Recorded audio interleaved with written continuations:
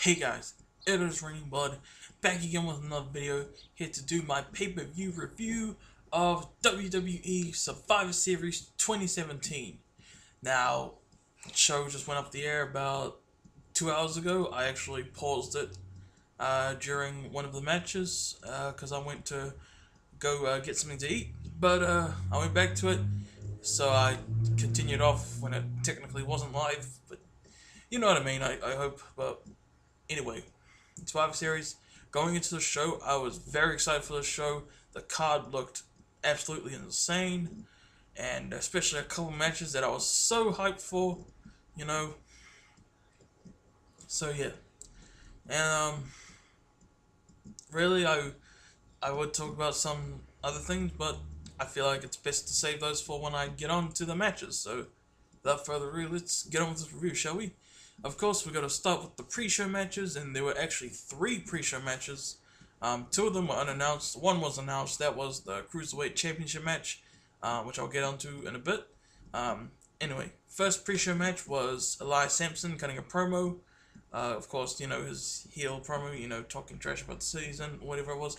And Matt Hardy comes out, and they have a match, and it's alright. It's an alright match. To be honest, it's just a generic match that you'd see on Raw, you know, or even the pre-show for any pay-per-view, really. This match, Elias versus Matt Hardy, the match was just whatever, you know, them doing the usual stuff that they would do in random matches. Elias hits the what's his finisher called again? The drift away, and he pins Matt Hardy 1, 2, 3. Nice of Matt Hardy to put over younger talent. So that was cool. I think Elias needed the win more out of the 2, so yeah. Then we have the next match, the WWE Cruiserweight Championship match, Enzo Amore versus Kalisto. It's a fucking Enzo Amore match, so what can you expect, huh? The match was shit, okay? It's Enzo. He sucks as a wrestler and he sucks as a person. I fucking hate that he's the Cruiserweight Champion. He doesn't deserve to be Cruiserweight Champion. He should be fired from WWE, honestly. And honestly, if I was the fucking 205 Live roster, I would quit. Like, I really wish that the entire 205 roster would just quit. You know, they deserve better. And I don't know why fucking WWE is so hell-bent on fucking promoting this fucking jobber. But fuck Enzo Amore, okay? He sucks. Fuck his bandwagon fans. He sucks as a person. He sucks as a wrestler. I didn't care for this match unless Enzo lost, which I hoped for. I didn't get my hopes up on it. You know what I mean? And, but he didn't. He retained. Bullshit. Fucking most bullshit moment in WWE history. Whatever. I want to stop complaining about Enzo. I hate Enzo's Cruiserweight Champion more than I hated Jinder Mahal as WWE Champion, honestly.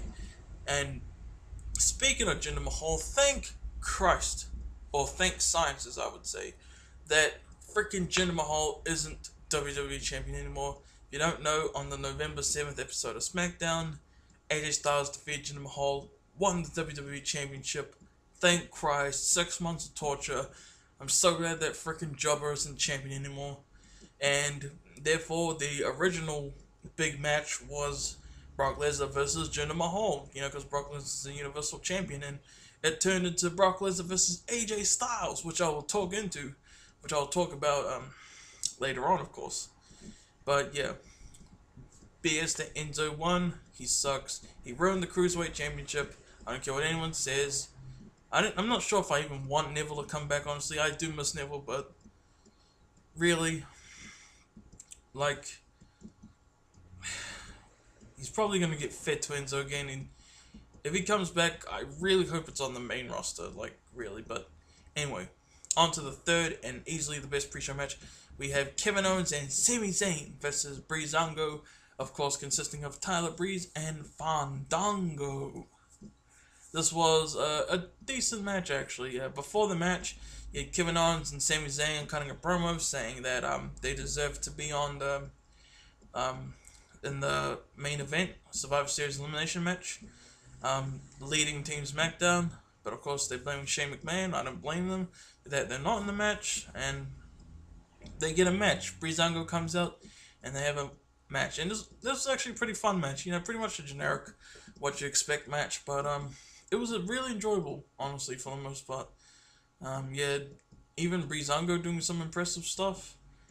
Kevin Owens and Sami Zayn, amazing wrestlers as always. Kevin Owens does the pop-up powerbomb onto, I think, Fandango. No, it was definitely Fandango. Pins him, 1, 2, 3. Kevin Owens and Sami Zayn win. Cool. And now that the pre-show is over with, we get on to the main show. And we open up with The Shield versus The New Day. The Shield consisting of Dean Ambrose, Seth Rollins, and Roman Reigns, who has returned, thankfully. Oh, man, I missed Roman Reigns, man. I'm so glad he's back.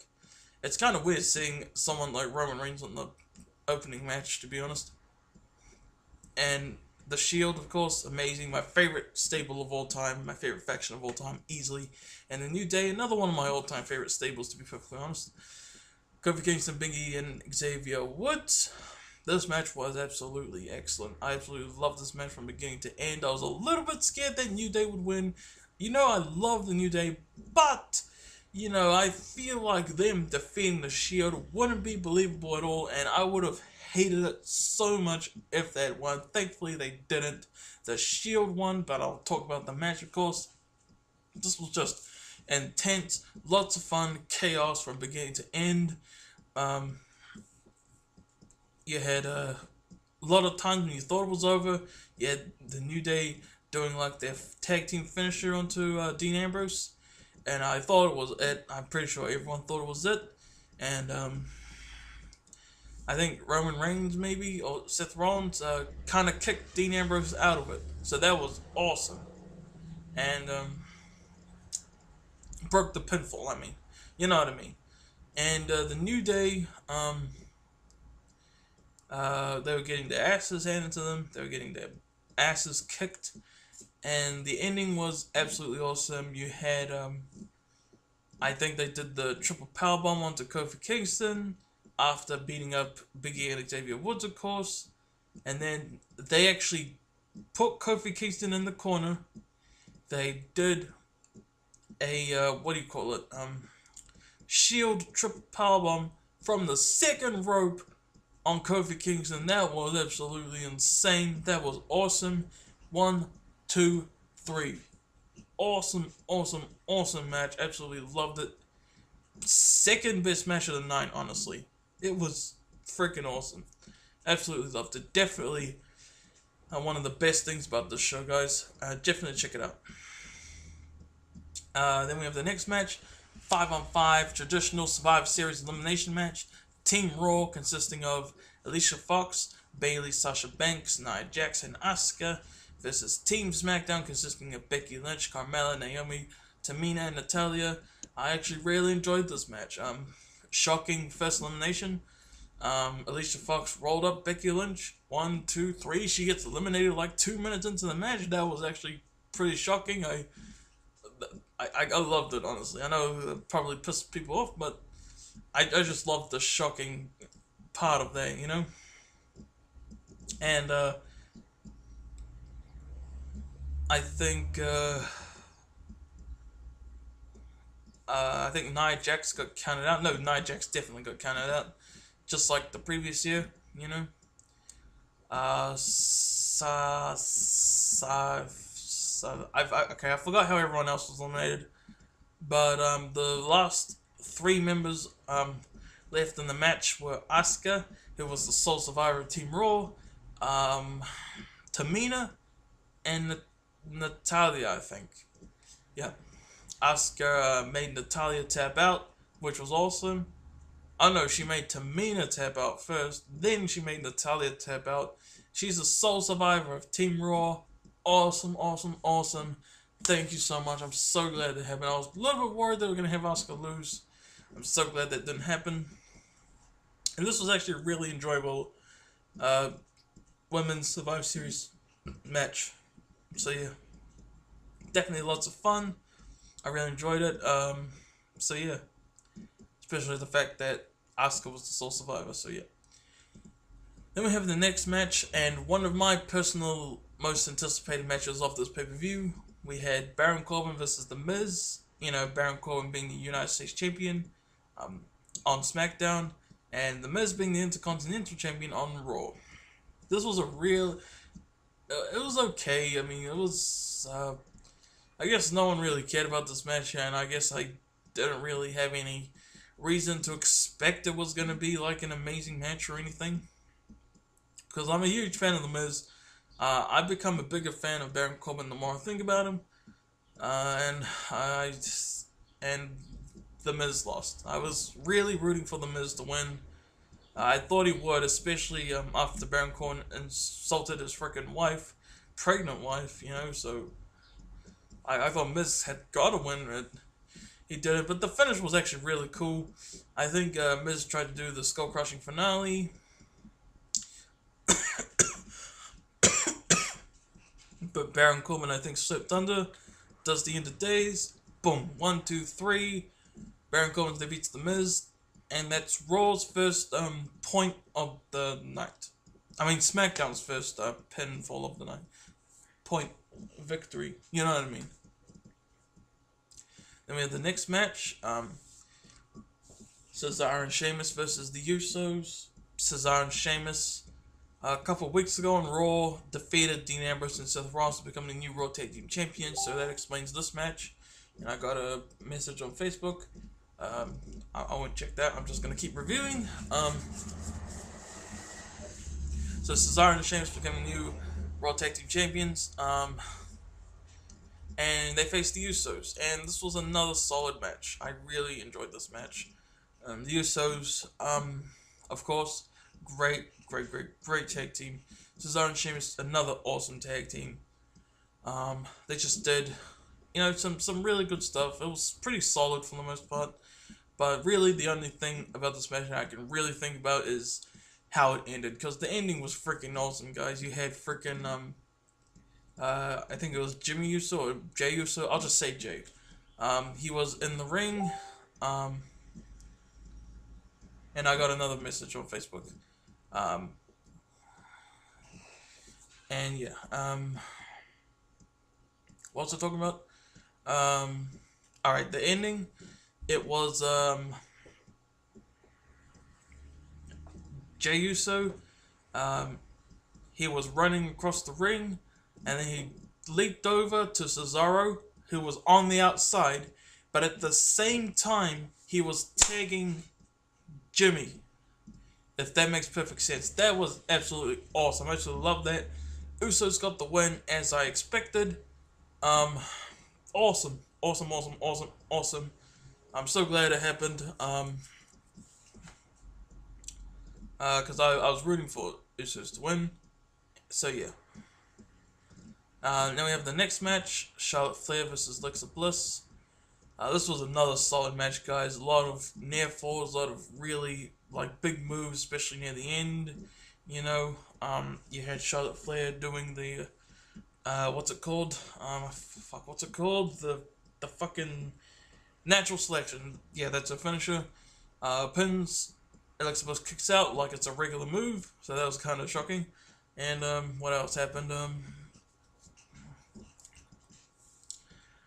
You had Alexa Bliss get onto the top rope, tries to do a twisted bliss, but Charlotte Flair has her knees up. Oh, I forgot to say before, Alexa Bliss did a DDT, but Charlotte kicked out. Then she tried to do the twisted bliss, I believe, from top rope, and but Charlotte Flair had her knees up, so she broke that.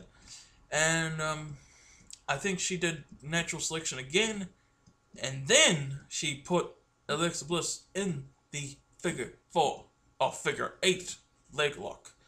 And after a couple seconds, Alexa Bliss taps out. I don't know why I did that, but solid match. I was really happy with how this match turned out, and one of the many solid 2 awesome matches on the show.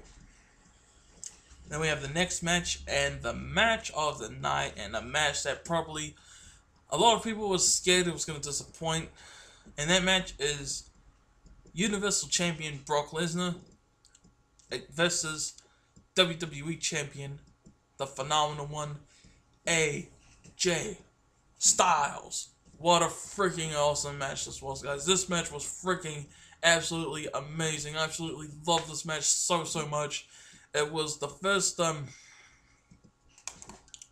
sorry, my screensaver just came on as I was recording, but the first like 8 to 10 minutes was, or maybe not 8 to 10 minutes, that's probably an exaggeration, but like the first like 4 minutes, it was Brock throwing AJ around like a rag doll, and he was destroying AJ, man.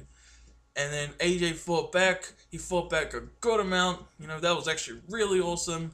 And then a lot of awesome counters. You had AJ toss Brock into the steel steps. You had AJ do the phenomenal forearm to the outside twice. Once he did it from the inside of the ring to the outside onto Brock. That was awesome. And another time he did it off the steel steps onto Brock, if that makes sense. I hope you know what I mean. That was another awesome spot. And then Brock does Suplex City. AJ tries to do the Styles Clash. We knew he wasn't going to get the Styles Clash on Brock, let's be real, because Brock is far too heavy for him. But he tried to do that. That was awesome. I think Brock counted into a suplex. I think AJ tried to do the phenomenal forearm, and Brock reversed that into a German suplex. That was absolutely awesome. And what else happened? What else happened? Oh yeah, AJ did actually landed the, what's it called? I keep forgetting the calf crusher. I'm pretty sure that's what it's called. The calf submission hold that he does. He actually landed that on Brock. It actually looked pretty good. And Brock was in there for a long time, man, and he smashed AJ's head onto the ring mat, so he breaks the hold. Brock Lesnar tried to do the F5 a couple times, but he couldn't do it. AJ gets onto the apron, jumps up, boom, phenomenal forearm, 1, 2, Brock kicks out. I actually thought that was it. I legitimately thought Brock was done. He kicked out. That was awesome. And AJ, this is the mistake, the one mistake that AJ made in this match. He went outside again, tried to do the phenomenal forearm again, and I freaking hoped that this would be the ending of this match. If never mind what I was going to say, but I freaking hoped this was going to be the ending of this match. AJ gets on the outside, tries to do the phenomenal forearm. Brock freaking counters it into an F5. Boom, 1, 2, 3. Brock Lesnar defeats AJ Styles. The scores are tied.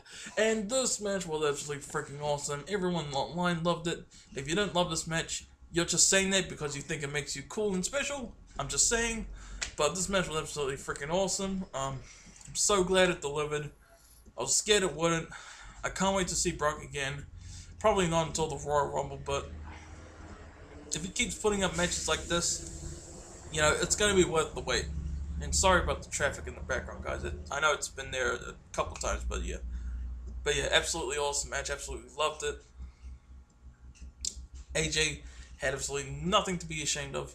And to think that this match was originally going to be Brock versus Jinder Mahal, that match would have been absolute trash. So glad that match didn't happen. Also, Jinder is cashing in his rematch clause for the next episode of Smackdown.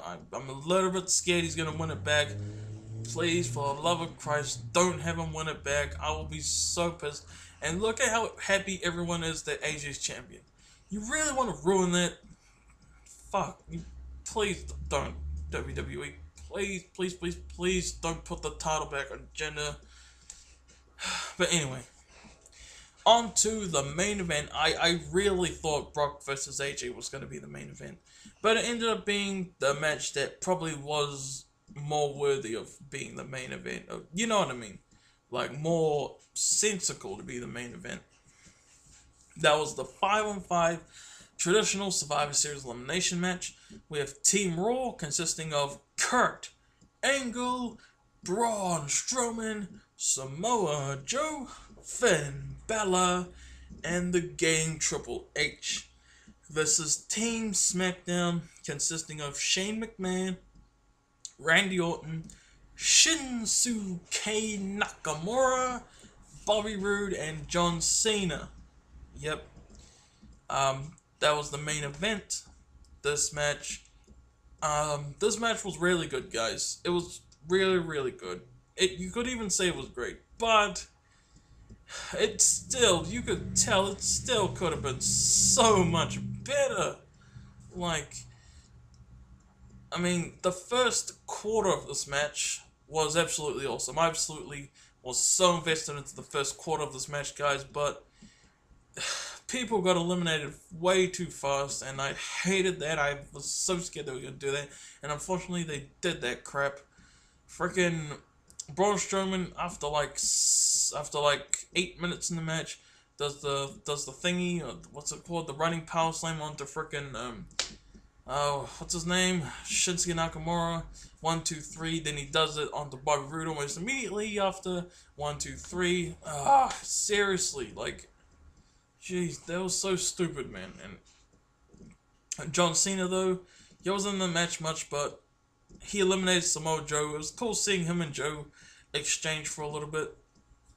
Yeah, John Cena doing 2 AAs onto Joe. 1, 2, 3. He eliminates Joe. What else? Randy Orton and John Cena actually teamed up for one thing. They tried to double suplex Braun Strowman onto the announce table. That was absolutely awesome.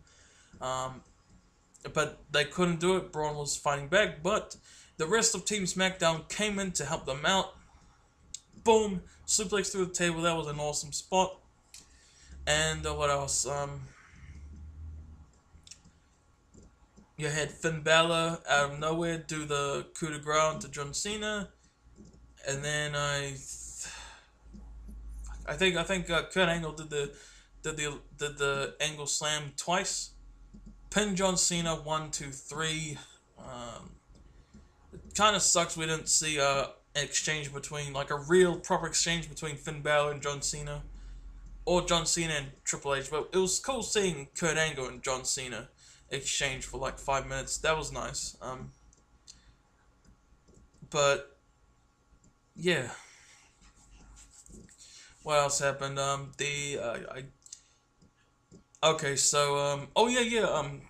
Kevin Owens and Sami Zayn, they actually attack Shane McMahon near the end of the match. That was awesome. And Shane's busy trying to beat the crap out of them. But Randy Orton, he's the sole SmackDown survivor on the left in the ring. Braun Strowman power slams him 1, 2, 3. Randy Orton's eliminated while Shane McMahon is pretty much distracted. That was awesome. And it was just Shane McMahon.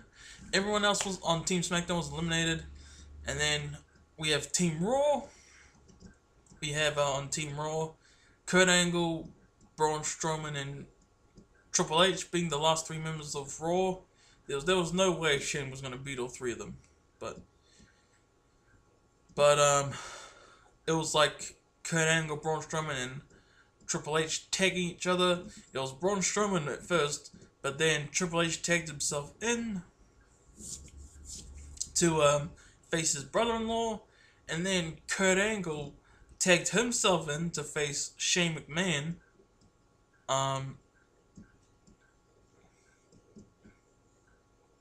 Wait, did I say Triple H tagged himself in to fight Kurt Angle? I meant Shane McMahon as well before. But that happened, and Kurt Angle was trying to fight Shane McMahon, but Triple H comes in, pedigrees Kurt Angle, covers Shane he puts Shane on Kurt Angle, covers him 1, 2, 3. Kurt Angle is eliminated. And it looks like, wait, are Triple H and Shane McMahon working together? But it turns out Triple H just wanted to eliminate Shane McMahon himself. He pedigrees Shane McMahon after making him think they were good friends again. Boom. Pins him 1, 2, 3. Team Raw wins. Sole Survivors, Braun Strowman, and the Game, Triple H. And this match was awesome. I mean, well, it wasn't awesome. It was like, I know I made it sound like it was an absolutely awesome match, probably, but just watch it for yourself. It's pretty underwhelming. Like, there were a lot of like exchanges that we were really looking forward to. Like, we got Triple H and Bobby Roode. That was awesome. We didn't get John Cena and Finn Balor though. We didn't get John Cena and Triple H. We did get John Cena and Samoa Joe though. That was cool. There was just a It was just underwhelming, but it was still like really good, like I said. And yeah, and then Braun Strowman, when Triple H got Kurt Angle eliminated, Braun Strowman was confused, like he wasn't sure if him and Triple H were still on the same side or not. And when they won, Braun Strowman freaking grabs Triple H, puts him into the corner, and he says, what did he say? If you ever try to cross me again or something like that, I will end you or something like that. And Triple H, man, when you saw the close-up of his face, he looked legit terrified of Braun Strowman, man. Like, I was like, holy shit, man. Like, that was just crazy, man. And then Triple H, after that brief confrontation with Braun Strowman, he tries to pedigree Braun Strowman, but Braun Strowman puts him in a running power slam, and that's the end of Survivor Series. Like I said, really good main event, not great. It was underwhelming, could have been a lot better, but the rest of the show, except for Baron Corbin Miz, was solid to awesome. Like, it really was. Definitely worth checking out. Great show. Just not, just a couple minor, what's the word? Underwhelming moments, you know? So that's going to be my review of Survivor Series, guys. I really want to end this now, so yeah. Thank you guys for watching. Peace out, and yeah.